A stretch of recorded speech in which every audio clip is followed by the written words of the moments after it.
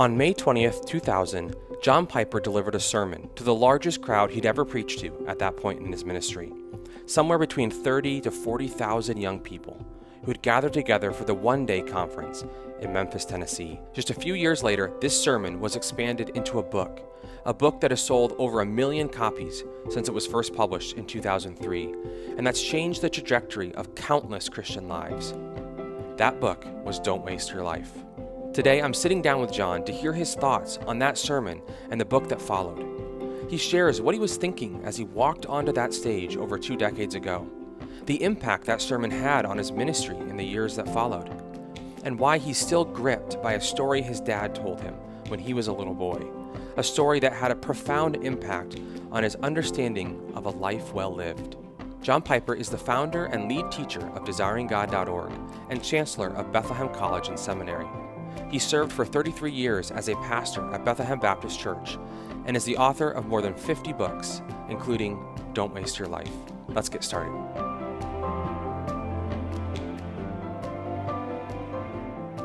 Well, John, thank you so much for joining me again on the Crossway podcast. Right. It seems like yesterday, but it's been a while. It is. So on May 20th, year 2000, you delivered a sermon that would, I think it's fair to say, change the lives of many people. Many would testify to the impact that that message had on them, both those who were there standing in the rain listening to you preach, but also those who encountered the sermon, whether the audio or in written form, in the years to come after that. And so today we're going to explore a little bit of the backstory of that sermon and the impact that that had on not only the lives of many other people, but even your own life and ministry. But I wonder if before we get to that, if you could share a little bit about the story of Ruby Eliason and Laura Edwards and how their story impacted the sermon that you preached that day. It was providential that those two women died, and I'll mention how in a minute, just weeks before this message, and thus provided the backdrop for an illustration I was going to use about wasting your life. So Laura Edwards was a medical doctor in her early 80s, or maybe just pushing 80. And Ruby Eliason was single all her life and a nurse. They had worked together for decades, off and on, with the Baptist General Conference in West Africa, Cameroon in particular. And now Laura was a widow.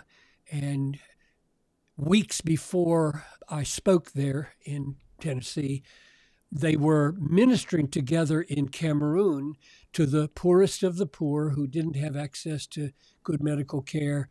And they were driving along a road that I had driven on myself back in 1985 when I was visiting missionaries there. And I remembered how bumpy and dangerous it was. And their brakes failed and they flew off a cliff and both of them died instantly.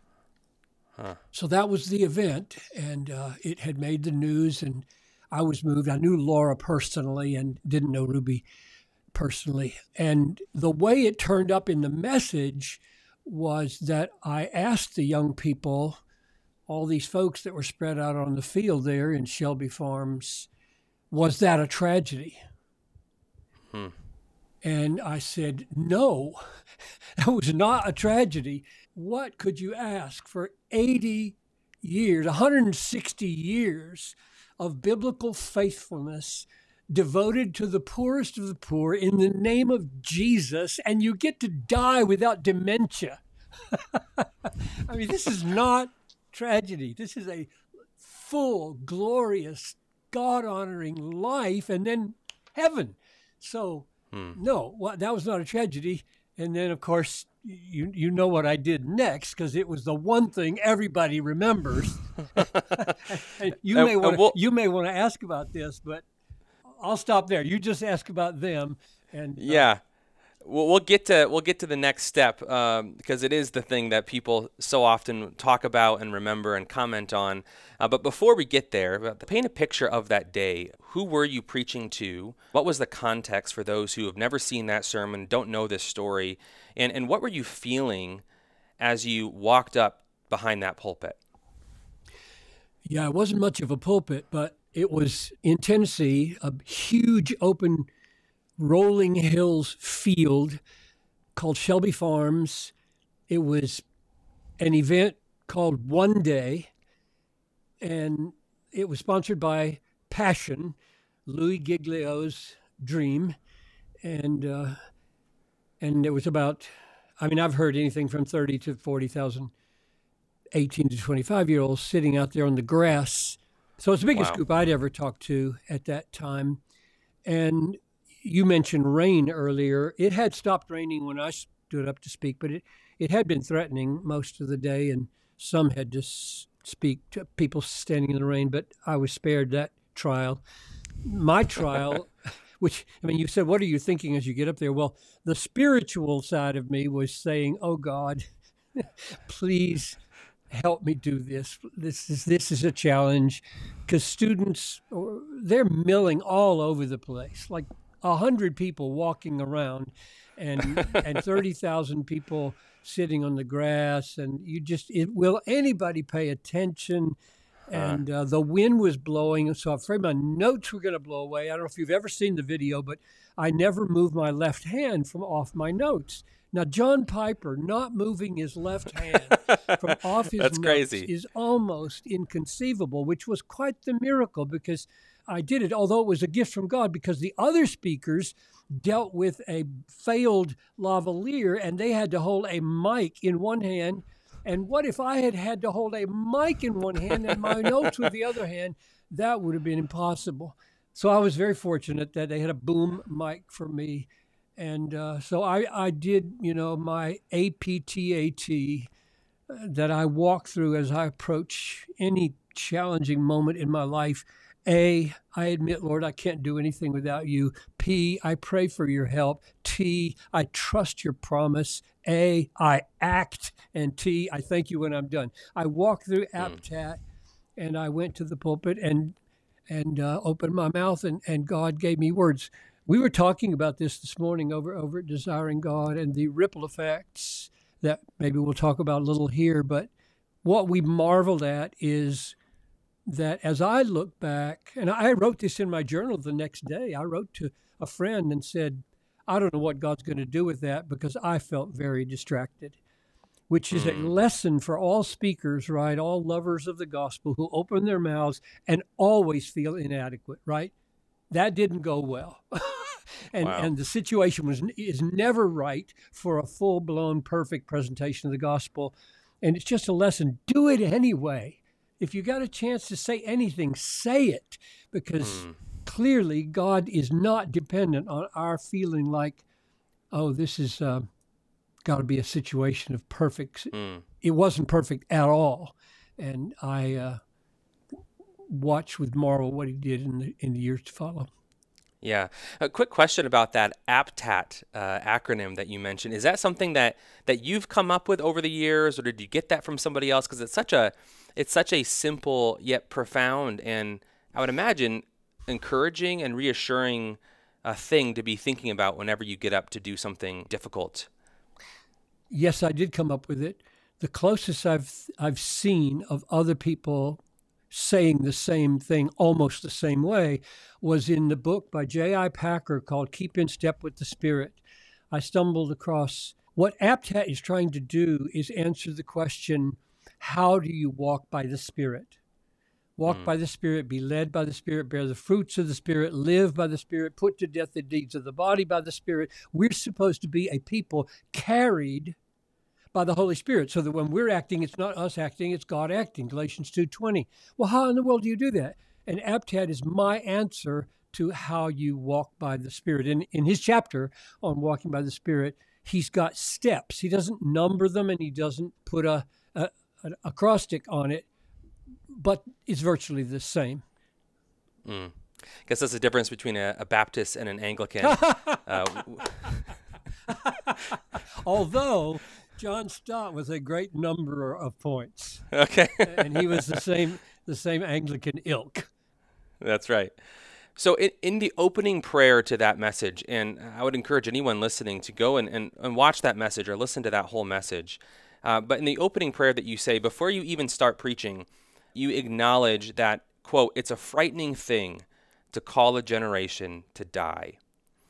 And I think that really set the tone for the message as a whole. And I wonder if you could unpack that a little bit. What did you mean when you said that it was a frightening thing to call a generation to die? I had two things in mind, I think, at least I do right now. And as I listened, I think I heard them both. It's hard to reconstruct exactly everything you were thinking.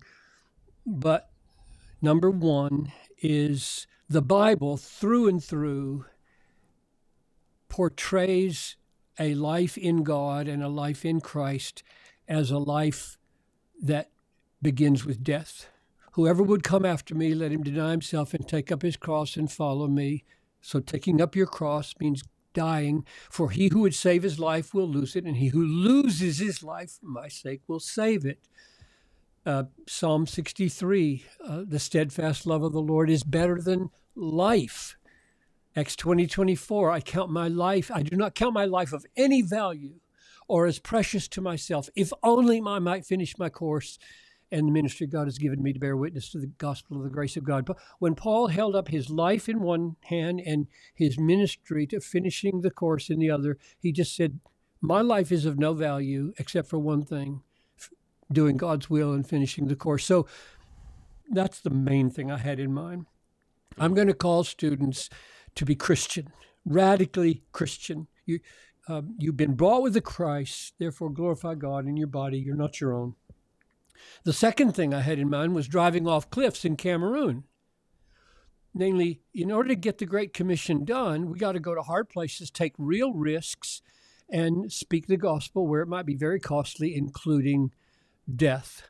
So those are the two senses in which I wanted to summon them to die. Be a real Christian and die to yourself and live to Christ. And secondly, be willing to take the risks that might cost you your life. Maybe as an aside, you're famous for this sermon, for the book that was then sparked from this sermon, and just in general, your ministry has been marked by the call to Christian hedonism, to live passionately for the glory of God, and that through that we receive joy, but not through the things the world would call us to.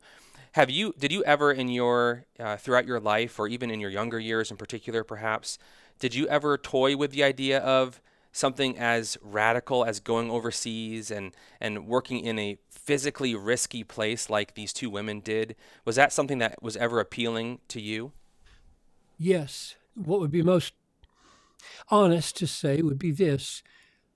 For 33 years, I preached at one church, and every one of those 33 years, we had a fall missions conference. And we devoted 2 weekends to it. I spoke at one of them, guests spoke at another, and my job was to summon people at the end of 7 to 10 days of mission focus to give their lives to the cause of cross-cultural missions. And I'd invite them to the front to stake draw their line in the sand. And I said to the church, and it was true, that Noel and I, every one of those years, got on our face before God and said, are we to respond to this invitation? Are we willing? Is it time? We're calling all these young people and older people to do these radical, crazy things. And never did I feel, and of course I could have been kidding myself here, I'm not infallible, but never did I feel like I would be more useful to God. At least not yet. I'm 77. There's still time.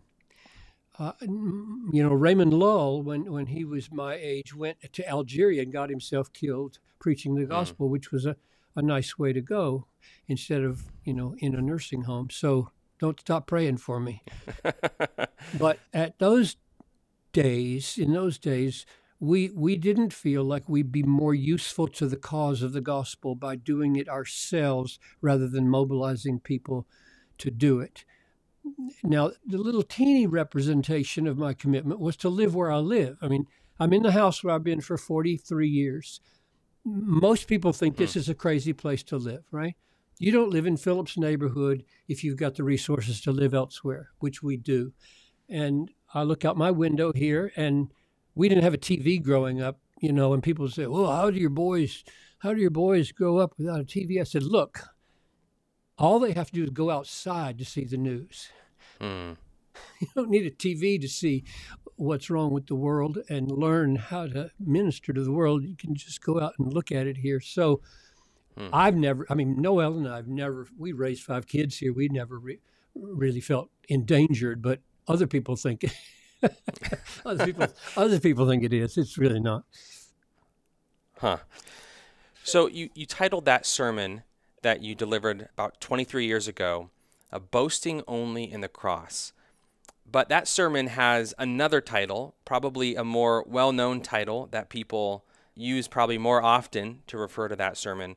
I wonder if you can tell us what that other title is, and then I have some more questions. Well, the illustration that is remembered is the Seashells illustration, so I suppose it would be the Seashells. I mean, if you said Piper's Seashells sermon, the people who know the sermon would know what you're talking about. So that's the negative counterpart to the Ruby Eliason, Laura Edwards death. And I had run across this article in Reader's Digest, and I laughed because those students didn't read Reader's Digest. That's an old person's magazine.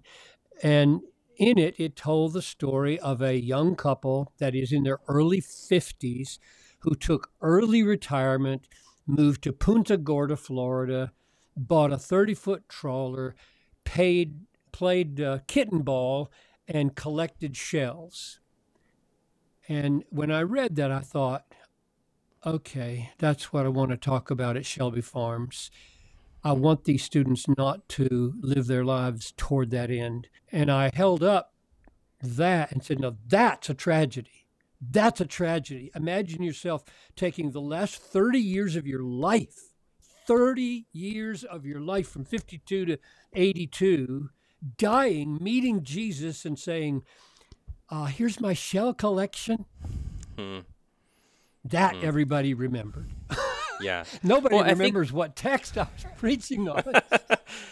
I think it makes sense because it's such a powerful illustration, because it really does. You call out in a serious way, you literally say it's a waste of a life, exactly what our culture would hold up as sort of the good life of the American dream. This is what most of our working lives is meant to result in. And you pointed at that. But I want to ask the broader question, what do you make of the attention that has been, even if you understand it to some extent, what do you make of the way that people have so focused in on that one illustration? Do you appreciate that? Or did it change the way that you understood, or has it impacted how you understand your preaching and the impact of sermons on us? Well, that's an interesting way to pose the question. So a couple of things come to mind. Let me mention the one about preaching and then what I think of people making so much of that illustration. I think it's tragic in preaching when pastors hear this story, say, oh, it's stories that count. It's stories that count.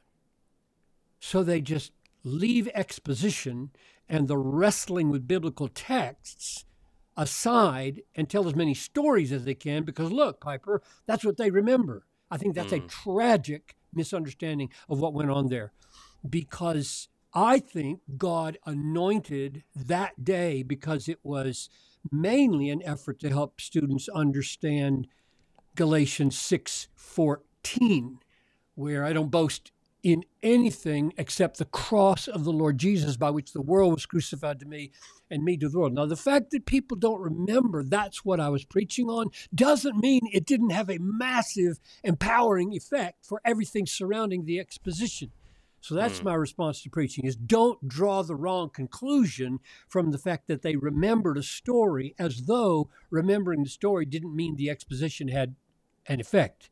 It did. I mean, Josh Bice would not say, I don't think, today, that God saved him that day because of that story. God saved him that day because God showed up in the Word of God. So that's the first thing. The other thing with regard to what I think of that point being remembered, that story being remembered, I'm happy that it is. I think that story has done much good. I think capturing the wasted life with presenting Jesus with your hobby of seashells is very powerful.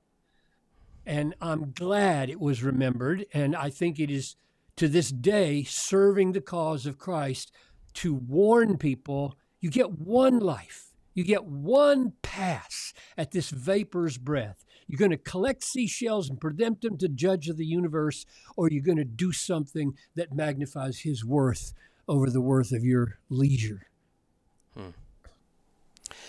So some have taken that anecdote, that story, and they've been a little bit maybe critical of what you were saying there. And they've kind of taken it as implying that you don't think there's any place in the Christian life for leisure or for rest or for relaxation, for fun hobbies, and that like the Piper mindset when it comes to the Christian life is go, go, go, go. Spend every second of your life working as hard as you can for the Lord and then die. And that's the only way to live a meaningful, valuable Christian life. Is that a fair criticism of what you're saying? Are there ways in which you would say this point that you were trying to make has been misunderstood at times? No, it's not fair, but I don't care very much that it's not fair because, frankly, I would rather be misunderstood by encouraging too much devotion to the Lord than encouraging too much play. I know I'm misunderstood. I know I'm conceived that way, and I'm okay with that. Frankly, I think if you put away all your preconceptions, that you would say Jesus talked that way as well. Not a lot of play in Jesus' life, right? No jokes in Jesus' life. Not a lot of leisure. Some, not a lot. So I'm okay with that. Now, the reason I say it's not fair is because I play. Right? After this video, this interview right now is over, they give me what's called comp time. So, I work full-time for Desiring God, and those guys, they run my life. And they make sure there's these things called comp time. Well, comp time is because I worked last night until 9 o'clock off-site, right? So from 6 to 9 was work, and it's not supposed to be, so they give me the comp time. Well, when you and I hang up here, I'm going to go sit downstairs in my chair with my wife and read whatever I feel like reading. Or I might go outside and pull up some dandelions because I hate dandelions.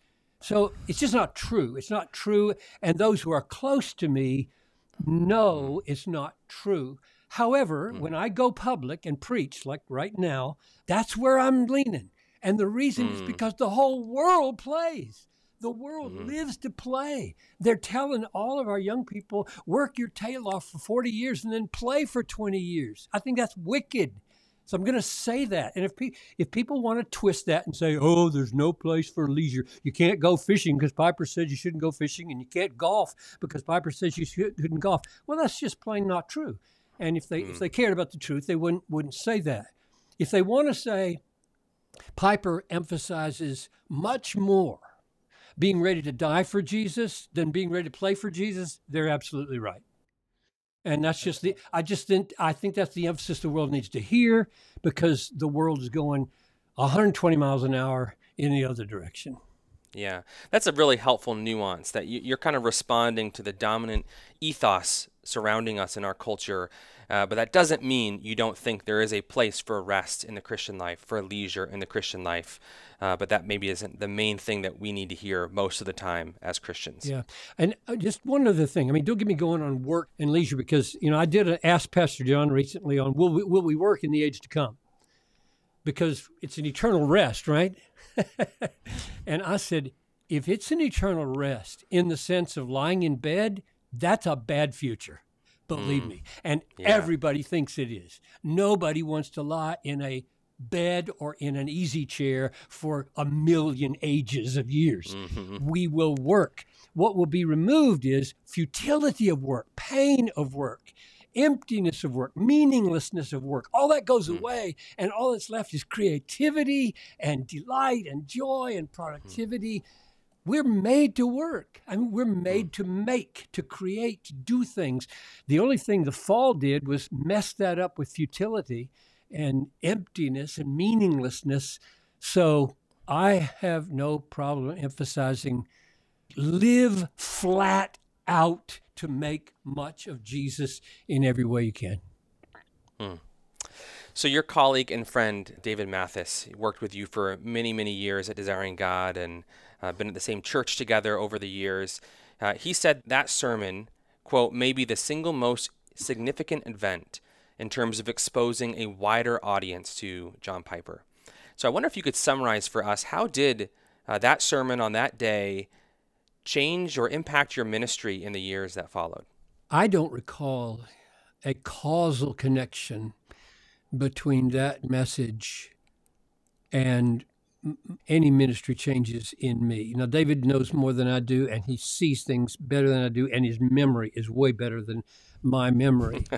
But here's what I do remember, and I went back in my journal last night to confirm it. I wrote in my journal within 2 days of that event, mainly my fear and the danger of the pride and the notoriety and the celebrity that could come from speaking to 30,000 people. That's what I felt mainly. I mean, there was a lot of thankfulness that God just got me through it. And there was hope that there would be ripple effect for the sake of the nations. But mainly, emotionally, I was trembling. And I'm thankful for that. I think to write books and to speak to large crowds is very dangerous spiritually. You can have an inflated notion of your significance. You can start to put your eggs of contentment in the basket of fame, and those are mortal dangers. Jesus had no patience whatsoever with people who loved the praise of man. And so that was huge. I felt that. I confirmed it in my journal last night, that coming off of the privilege that I felt it was, and it lasted, for 20 years. Like Louis gave me the gift of speaking to passion for 20 years. Imagine it. Wow. I got to speak to that kind of crowd every New Year's for 20 years. Well, that's huge. If I were to say, putting Piper's name before generations who would maybe buy my books, it wasn't just one day. It was Louis giving me the privilege of speaking at Passion for so many years. And so year by year, I come away from those events trembling with, Lord, don't let me be a squanderer of this gift. Don't let me turn the gift into a means of ruin through pride. So that was one. Here's one other thing I remember the effect of that day had on me. I was 57. And for the first time, I don't remember feeling this before, standing in front of 30,000 18 to 25-year-olds, I felt like I'm their father. I'm old enough to be their father, way old enough. And I had not felt that in front of any big group before. And I said that to them, I think. And that entered into my life as a whole new self-consciousness. John Piper is now a father in the evangelical world. You don't come to that point easily because you feel like I'm just young. I'm still young, right? Yeah. I'm just a young upstart pastor trying to do his job and got a privilege to write a book, and I'm just one of the guys. And suddenly you're looking out on 30,000 people and saying, I'm old enough to be the father of every one of these people out here.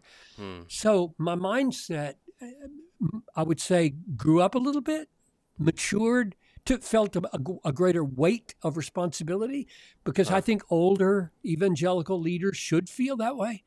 I think we should feel fatherly toward the generation coming. So those are some of the things that I remember flowing out of that day. Yeah. So let's skip ahead a few years then. In 2003, you published a book with Crossway, inspired at least in part by that sermon, called Don't Waste Your Life. I wonder if you could walk us through briefly, kind of how did that come about? Was that your idea? Was that Crossway's idea? Was that a joint project that originated on both sides? Now, that particular question, I don't know the answer to. Who had the idea first? I wish I did. I'm deeply, deeply thankful for the partnership I have with Crossway. Whoever initiates an idea, it generally grows up from a seed to a flower, and that's a wonderful thing. But if I put that question aside of who sowed the seed, here are the pieces that flowed into the book. One, Louis Giglio's 268 generation came from Isaiah 26:8. That verse says, "Your name and your renown are the desire of our souls." And Louis came to me in 1997, having read my book on missions, and he said, "I don't know anybody else besides you saying that the fame of God is reflected in your desire for God." Capturing those two things, a big, majestic God is famous, Jesus is famous, and we show that worth and value by desiring him. I want you to come say that at Passion. And he let me say it for 20 years. So that was huge. I dedicated the book to him. That's why I mention him here, because that was a privilege that I still to this day shake my head at. Secondly, my dad's illustration never let me go from when I was a little boy. And I heard my dad in sermons say, as an evangelist, trying to win people to Christ, over and over again, he used this illustration. He was preaching. An old man in his, 70s or 80s, walks to the front. People have been praying for him for years. He confesses Christ. He gets saved. He puts his face in his hands on the front pew as my dad is dealing with him. And he just says over and over, "I wasted it. I wasted it. I wasted it." Meaning he's old and he just got saved and he's got nothing to give anymore, presumably. and I remember as a little boy thinking, I don't want that to happen. I don't want that to happen to me. And then there's this, our listeners, they can't see this, but you can see it. This is the plaque that hung on my kitchen in my home from age 6 to 18. And it says, "Only one life 'twill soon be past, only what's done for Christ will last." Well, when a boy sees this plaque every day for 12 years, it's going to have an impact, right? So that was a piece. My home, you got one life, Johnny. You got one life. If you do what Christ says, it'll count. If you go your own way, it won't count. And so that fed in through the sermon to the book. And then as I began to ponder, what would a book like that look like? I remember my college days when existentialism was just so red hot, right? Jean-Paul Sartre and the theater of the absurd, and everybody was cool with existentialism. And as I've lived, I've seen it go from existentialism to postmodernism to expressive individualism. And as I look back, over 60 years, I see it's all the same thing. It's all the same thing. Either there's an objective reality outside of you that defines who you are, God and his word, or you make it up. You just make it up and decide what your essence is. That's where transgenderism comes from. That's where homosexual so-called marriage comes from. That's where all this expressive individualism comes from, because there's no objective reality. And I thought, that's a good way to waste your life. Waiting for Godot was one of the dramas of the absurd. Two men sitting in a garbage can. And the whole drama is them talking to each other, waiting for Godot, which is for God. Yeah. He never comes. Yeah. It ends. I mean, it's totally absurd. And that's the picture of the generation of the existentialists. They were waiting and waiting and waiting. There is no external reality. You better just make it up as you go along. And I wanted to write a book. I said, no, absolutely not. That's not what unwasted life comes from. So there are a whole bunch of streams flowing toward the book. Whoever sowed the decisive seed, Crossway or me, I'm thankful that Crossway was willing to do it in 2003. Yeah, and it's such a powerful message, and as you said, a countercultural message today, maybe more so than it even was when it was first published. But it's remarkable to note the way the book was received. So it was published in the beginning of 2003, and by the end of that year, so less than 12 months later, the book had sold over 100,000 copies, which is it's an amazing number for such a short amount of time. And then the book kept selling year after year after year to where we are today, where the book is now sold over 1 million copies around the world. So were you surprised by the response? Were you anticipating anything like that for this book? Well, frankly, I didn't know any of those numbers until the day before yesterday. When I read your email, I thought, really? Are you kidding me? To this day, I said to the guys this morning when I was talking about what we're going to be doing this afternoon, I said, I don't know how any of my books is doing. I got a Second Coming book with you guys, and I've got a Providence book with you guys, and you got What is Saving Faith? I have no idea how those books are selling. None. I mean, I really do have the sense that you cast your bread upon the water and you move on. My whole mindset is, I've written the book, now I got another one to write. So you guys can have it, do with it what you want, but I've written it. That's my job, right? I write books, you sell books, I'm off to do a new thing. So I'm just not given to trying to follow up the past success or failure. There are failures. So given that you don't pay attention, you haven't historically paid attention, when you hear those stats now, 100,000 copies within the first year and 1 million now after 2 decades, does that surprise you? Yes. What's your response to that? It does surprise me. That's a lot of books. What moves me is not numbers, because for all I know, those numbers largely represent parents desperately trying to get their kids to read something significant, and they never read it. So I don't know what those numbers mean. What moves me is stories, all right? I want to hear of a life encountering God in this book and being turned upside down and moving in a direction that magnifies the worth of Jesus. That's the unwasted book, right? A book that causes people to make much of the worth of Jesus is not a wasted book. A book that sells a lot of copies, I don't know. Yeah, maybe that's valuable. Maybe it's not. I mean, there are a lot of bad books that sell a lot of copies. So I really want to know, what's it doing to people? How is it advancing the cause of Christ? And that's where I have gotten much encouragement. I mean, getting ready for this little interview here, I went searching for stories. I do not mind doing that. I want to hear stories of the mighty hand of God in the life of people through Piper books. I love that, which is why, a little parenthesis here, if I go to speak somewhere and they ask me, do you want to talk to people afterwards, or would you rather just disappear into the green book? And if I'm not too tired, I say, I'll talk for 20, 30 minutes. And the reason I say yes, even though I hate it to have to take, they take pictures and they get signatures, is because I hear enough stories and I see enough tears to say, okay, this is worth it. This is what I want to hear. This is what I'm living for, is tears of transformation told with honesty and earnestness. That's worth it. So tell us one of those stories. What's a story of something that you've heard from somebody who's testifying to the impact that book had on them? Okay, I'll give you two.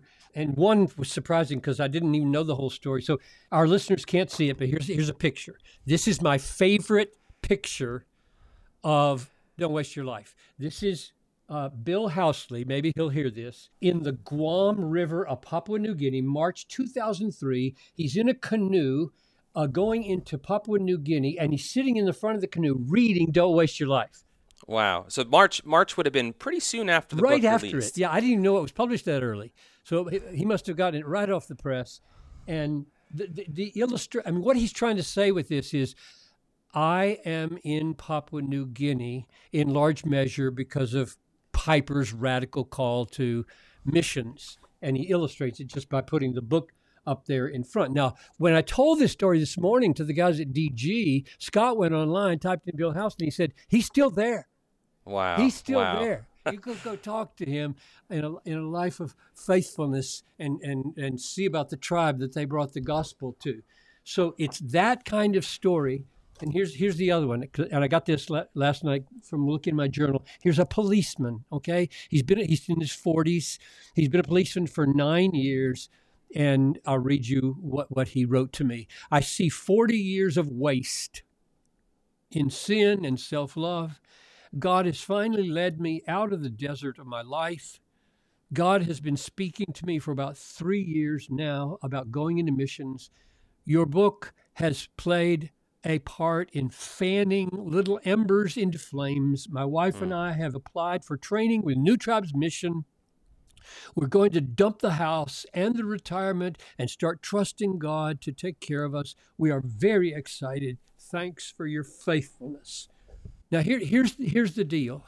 I assumed every one of those 33 years when I was preaching and Missions Week rolled around, I assumed God, for months ahead of time, had been taking people's trees, their lives, in his hand and shaking them like this, shaking back and forth so that their roots are loosened. Not everybody. He wants some people to stay right where they are. I mean, most people to stay right where they are, live for Jesus in your job. But there's a 20, 30, 40 people in this church, God's been shaking their roots. And what I'm supposed to do when I stand up in my pulpit on that last Sunday of Missions Week is pluck that tree right out of the ground. And that's what books and sermons do. God is doing the work of loosening people. So he referred later in that email to the section in chapter 9 called The Meaning of Your Discontent. And here's what I wrote. Many of you are simply not satisfied with what you're doing. As J. Campbell White said, the output of your lives is not satisfying your deepest spiritual needs. We must be careful here because every job has its discouragements. You don't just leave a job because of there's seasons of darkness. We must not interpret that. But if the discontent in your life is deep, recurrent, and lasting, and if the discontent grows in Bible-saturated soil, God may be calling you to a new work. He said that was the paragraph that did it for him. And I read it now because I think some of our listeners are exactly at that point. They're listening to this, and they feel exactly that way. I'm 40 years old, I'm 50 years old, and I'm not satisfied with the spiritual output of my life. I don't want to do this for the next 30 years. What more might be God calling me to do? And I think it's books, it's conversations, and it's sermons that say, come on, dream a dream, that cause people to pluck up their lives and plant them in a new ministry. That makes me think of the quote that you've often referenced before, that it's your conviction that it's not books that change people. It's not even sermons that change people. It's paragraphs, it's sentences, it's even words that God uses and as part of his providential plan. So sometimes the smallest thing can just change the whole trajectory of our lives. Right. Yeah, that's what I feel about Bible reading. That's what I feel about reading books. I don't know of anybody but geniuses who, coming away from reading 4 chapters of the Bible in the morning, have those 4 chapters present to their mind during the day. I mean, there are probably some kinds of brains that can do that. They have the whole 4 chapters right there in front of them. For me, sentence. I have to have one sentence. If I don't have a sentence, it's a blur. right? That's just the way my brain Yeah. works. I think I'm pretty average in that regard, right? Yeah. That you Yeah. come away Yeah. from I think reading so. 4 chapters, it's all a blur unless you've latched onto one sentence. So my sentence today is your sufficiency is from God. I just took that out of 2 Corinthians.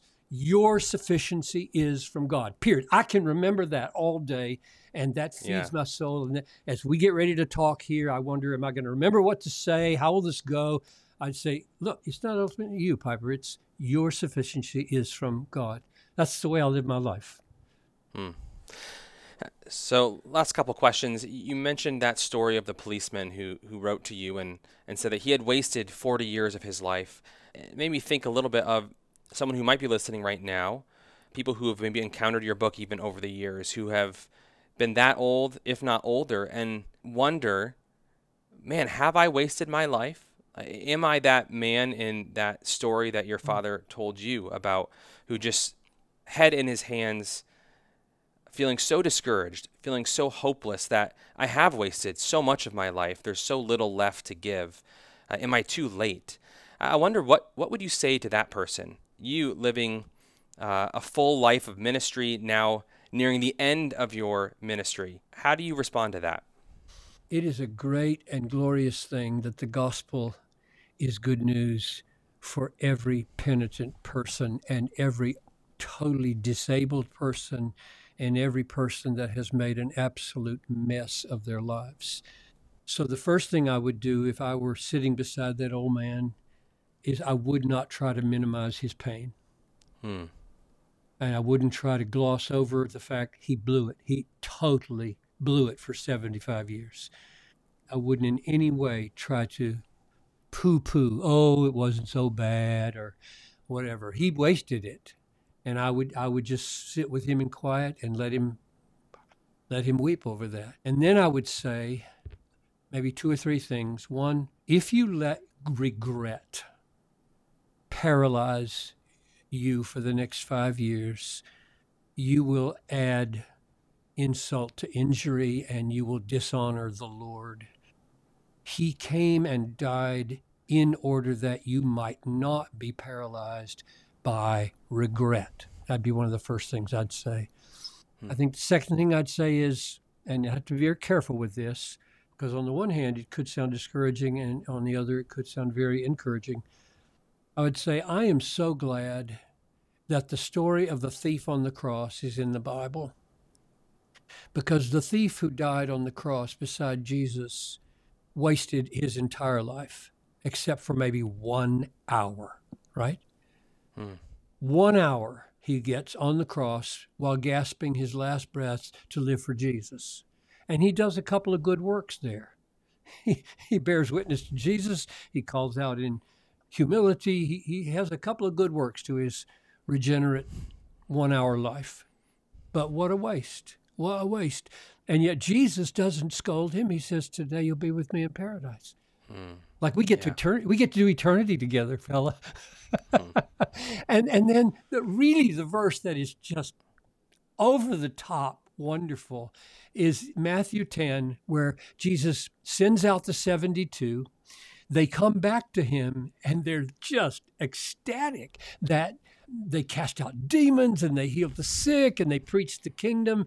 And Jesus affirms that by saying, I saw Satan fall like lightning in your ministry. Satan was being defeated as you guys opened your mouth and preached the gospel and cast out demons and healed the sick. Amen. And then he said, but do not rejoice in this. Rejoice that your names are written in heaven.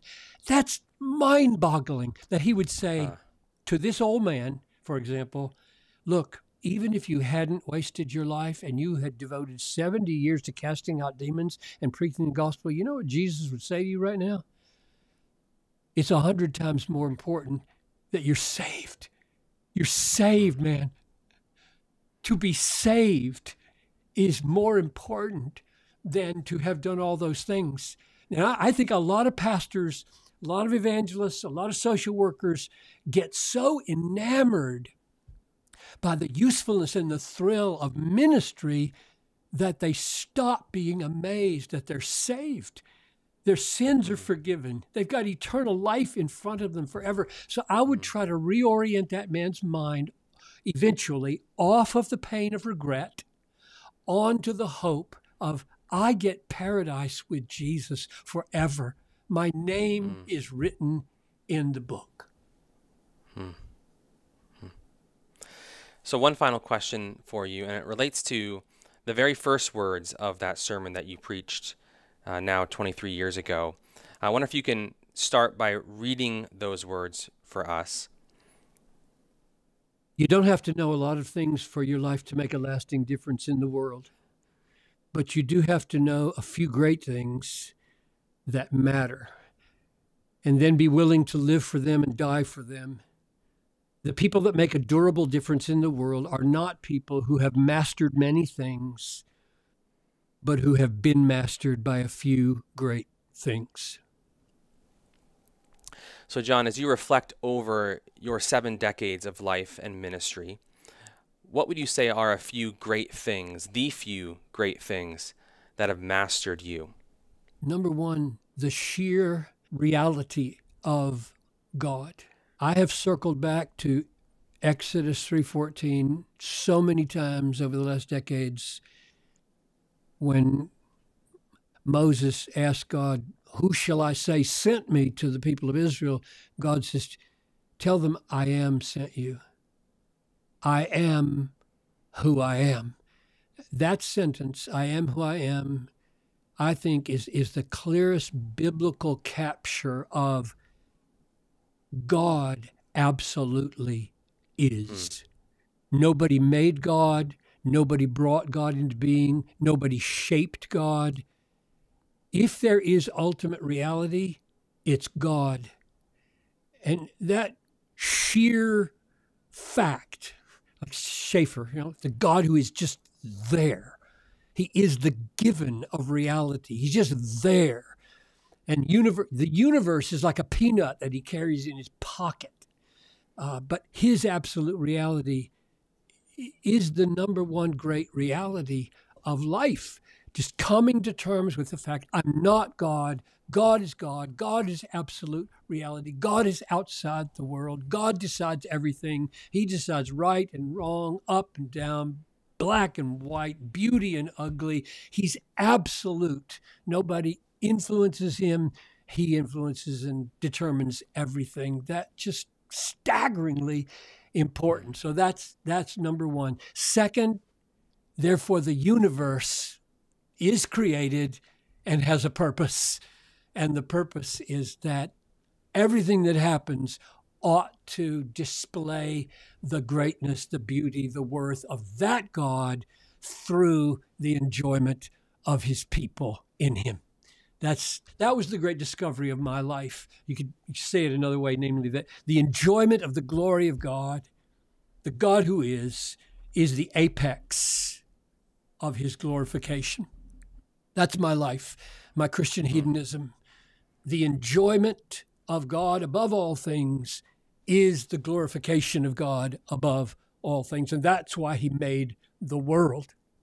So you get the magnifying of God and the enjoyment of God in one great act of worship. And then the third or fourth thing, depending on how you number these, this God exists in a Trinitarian reality. He has a Son, the Word, and the Son of God became a God-man in order to suffer and die so that undeserving people might have that enjoyment forever and ever. I mean, that's the center of the gospel, right? Jesus Christ comes into the world. He dies for the sins of his people. He bears their guilt. He carries their punishment. He magnifies God. He rises from the dead, and all who believe in him will have everlasting happiness in his presence forever and ever. That's worth 100 years of meditation. And then I would add 2 more things that have mastered me. The sheer magnitude of eternity, just how long that is. And the reason that's so significant in relation to God is because Ephesians 2:7 says, in the coming ages, he will show the immeasurable riches of his grace in kindness toward us in Christ Jesus. In other words, it will take infinite coming ages for God to exhaust the riches of his grace in kindness on us. I really think that's what Ephesians 2:7 means. We must have eternity, never ending. I mean, this is just mind-boggling for a 9-year-old, a 12-year-old lying on the roof of his house, looking up into the sky, being scared to death of eternity because it's going to be boring. And growing up and to realize, no, it's not boring. God is of such an infinite nature that his mercies will be new every morning forever. That's what infinite means. God is inexhaustible in the treasures of the riches of his kindness in grace, and it will take forever and ever and ever for him to show us all there is about himself to make us happy. It will never be boring, ever. And then the last thing is to bring it back down on earth, is to say, life right now is sorrowful yet always rejoicing. As long as there's sin in this world, my joy in God will always be painful. It will always be sorrowful. It will always be sad. They asked me this morning when we were talking over at Desiring God about how I felt about some of the stories that were being told about the ripple effect of Desiring God. And I said, frankly, I mainly think about the pain in there are things in my family I wish were different. I think about my marriage. I wish I were a better husband. I've got a whole list of things where I feel regret, right? I'm not measuring up to my own standards, let alone God's. And therefore, that I don't ever expect in this life to get beyond that. And yet, when this is over, then it won't be sorrowful yet always rejoicing. It will be only rejoicing. So those are a few of the really big things that have held me over the years. Amen. John, thank you so much for sharing with us about the story of this important message that you preached all those years ago, the book that rose out of that, and the way that vision has shaped your whole ministry and career for decades. We appreciate it. Thank you. It's been wonderful to be with you. I love talking about big things.